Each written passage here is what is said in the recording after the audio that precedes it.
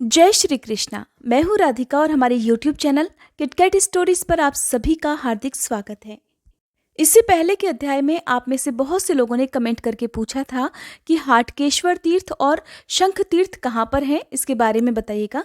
तो इस वीडियो के लास्ट में मैं आने वाले कुछ और तीर्थों की जगह के बारे में भी बताऊंगी, इसलिए अगर हो सके तो इस कथा को आप लास्ट तक जरूर सुनिएगा। रसपान कीजिए आज के अध्याय का। श्री सूत जी कहते हैं, हे विप्रवरो, हाटकेश्वर क्षेत्र में सिद्धेश्वर नामक लिंग है। उस लिंग के रूप में वहां साक्षात भगवान शंकर स्वयं ही प्रकट हैं। वे स्मरण और दर्शन करने से सदा सभी प्रकार की सिद्धि देने वाले हैं। जो मनुष्य पवित्र भाव से भक्तिपूर्वक उन सिद्धेश्वर का दर्शन या स्पर्श करता है, वह दुर्लभ मनोरथ को भी शीघ्र प्राप्त कर लेता है। उस क्षेत्र में पहले स्पर्श और दर्शन करने से सैकड़ों पुरुष सिद्धि को प्राप्त हो चुके हैं और कितने ही मनुष्य केवल प्रणाम करने से ही सिद्धि के भागी हुए हैं।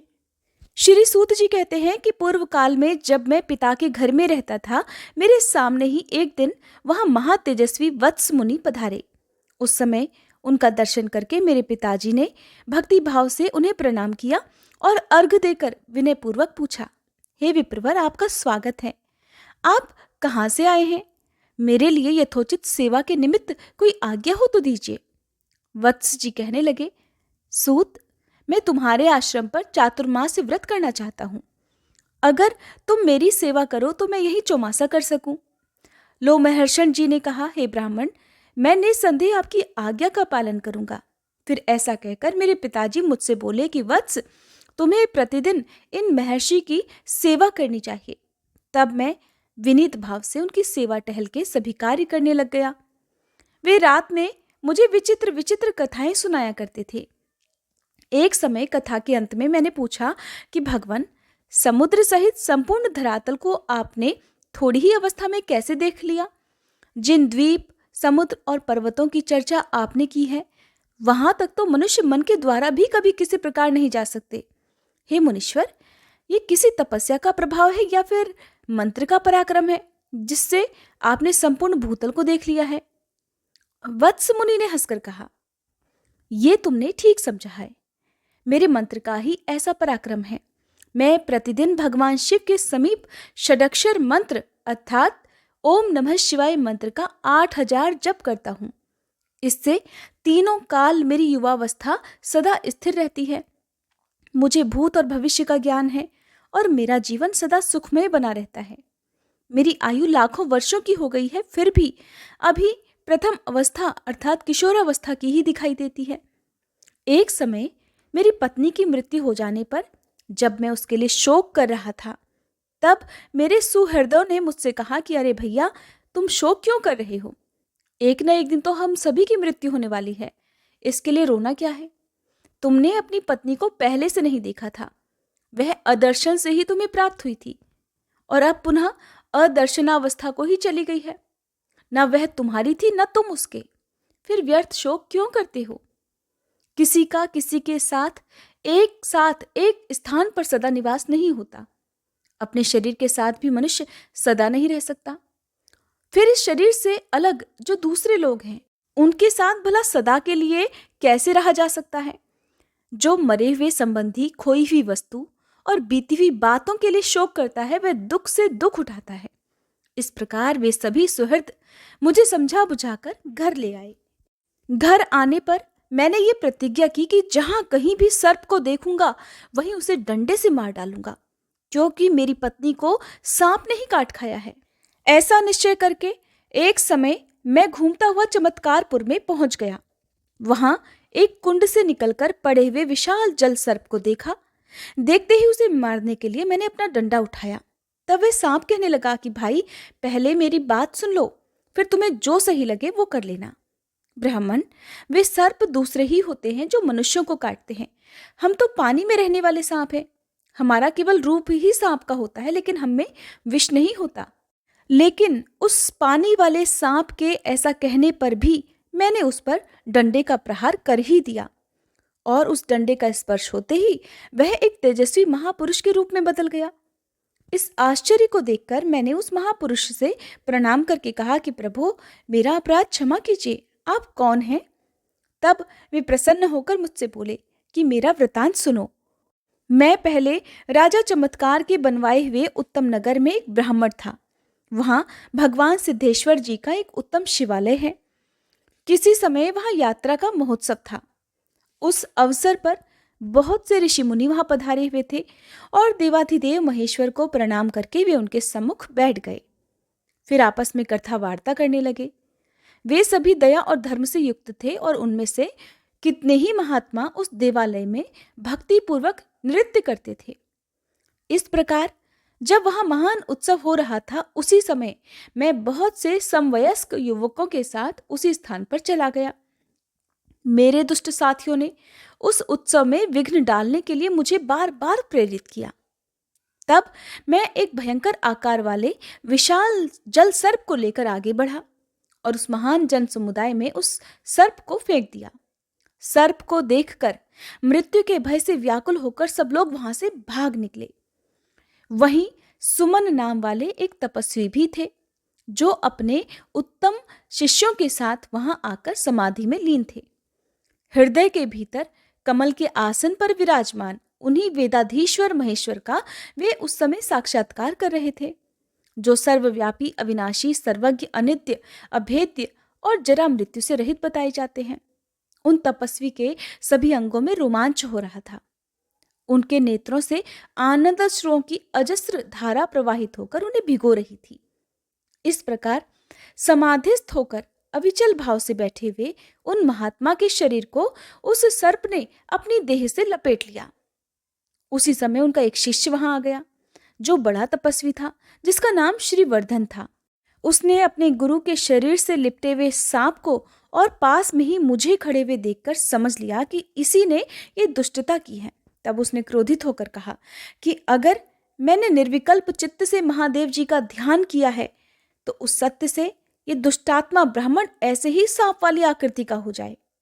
उसके इतना कहते ही मैं उसी क्षण भयंकर सर्प शरीर को प्राप्त हो गया।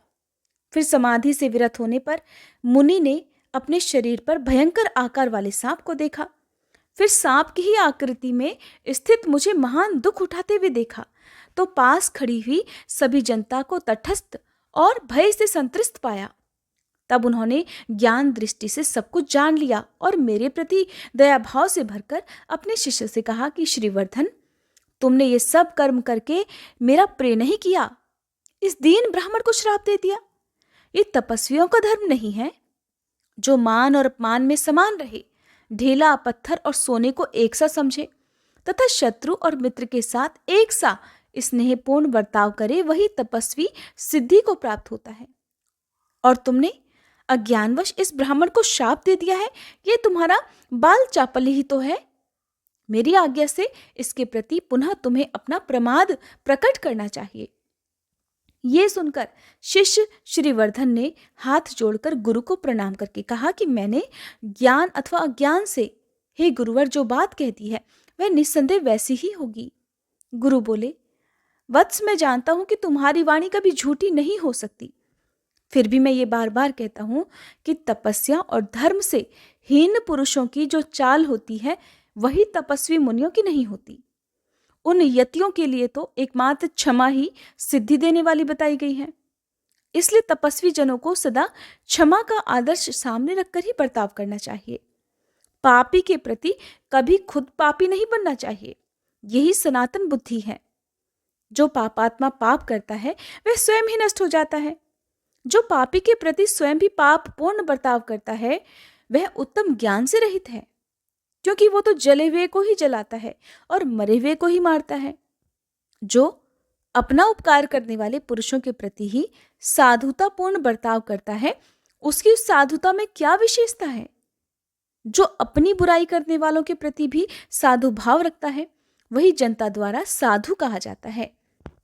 अपने शिष्य से ऐसा कहकर गुरुजी ने परम दया से युक्त होकर फिर मुझसे कहा कि सर्प, मेरे शिष्य की बात झूठी नहीं हो सकती। अर्थात इसने जो भी शाप तुम्हें दिया है वो झूठा नहीं हो सकता।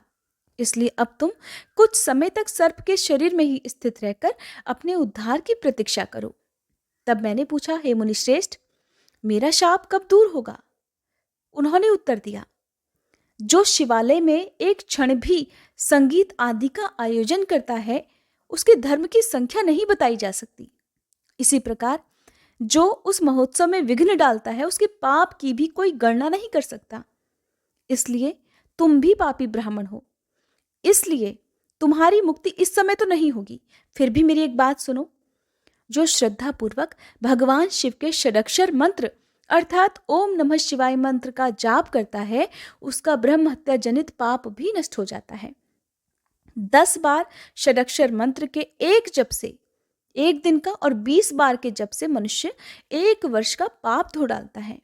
इसलिए अब तुम जल में रहकर आदर पूर्वक इस मंत्र का जप करो, जिससे जन्मांतर में किया हुआ तुम्हारा पाप भी क्षीण हो जाए। जब वत्स नाम वाले एक ब्राह्मण तुम्हें क्रोध पूर्वक डंडे से मारेंगे, उस समय तुम्हारा उद्धार हो जाएगा।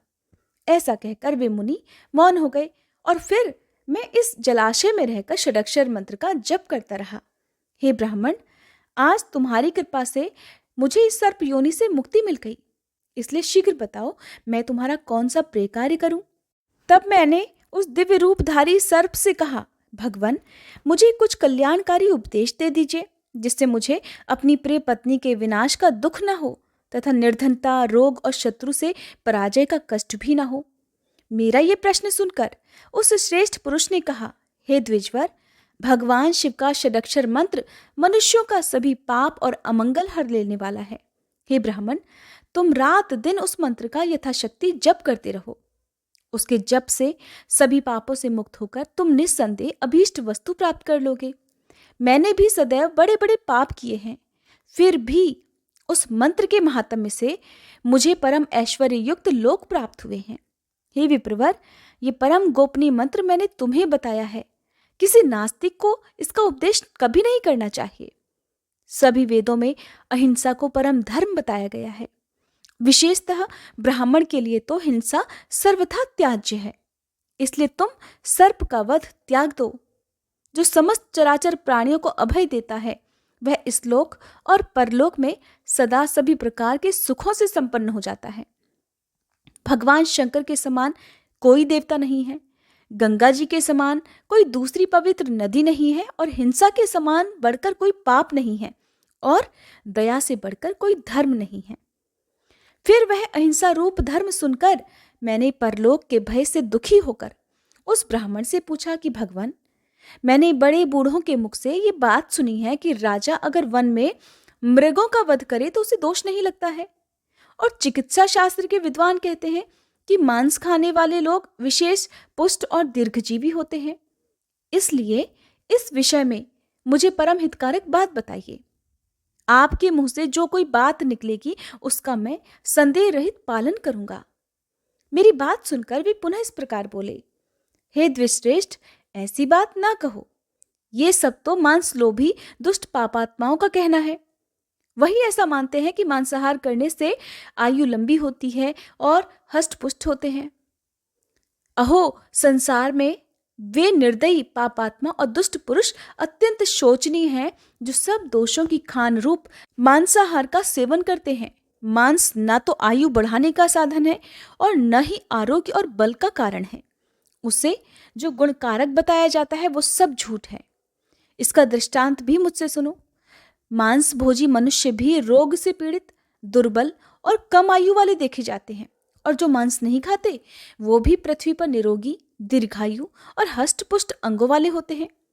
इसलिए मांस को सर्वथा त्याग देना चाहिए।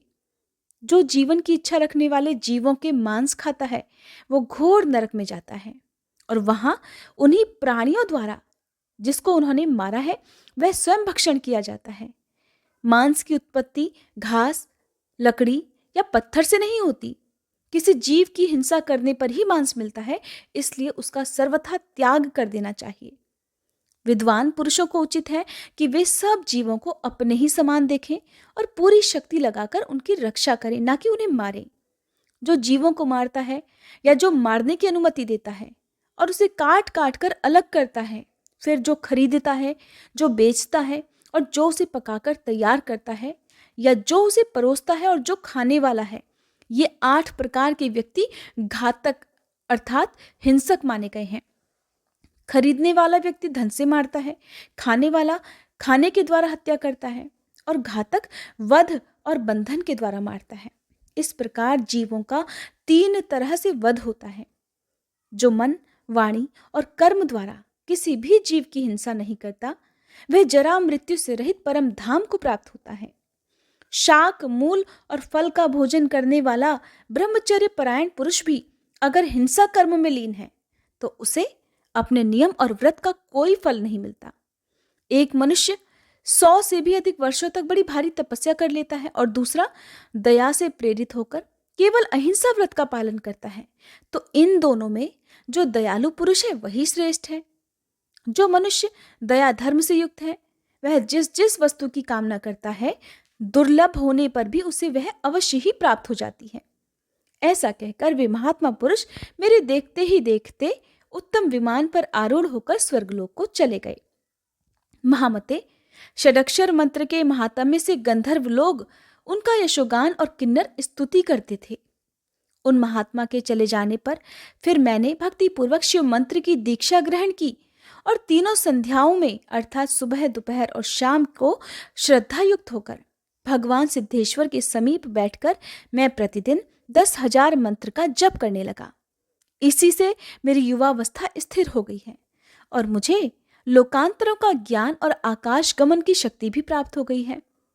द्वापर युग का अंत होने पर मैं सिद्धेश्वर जी का दर्शन करूंगा और सदा शिवलोक को प्राप्त होऊंगा।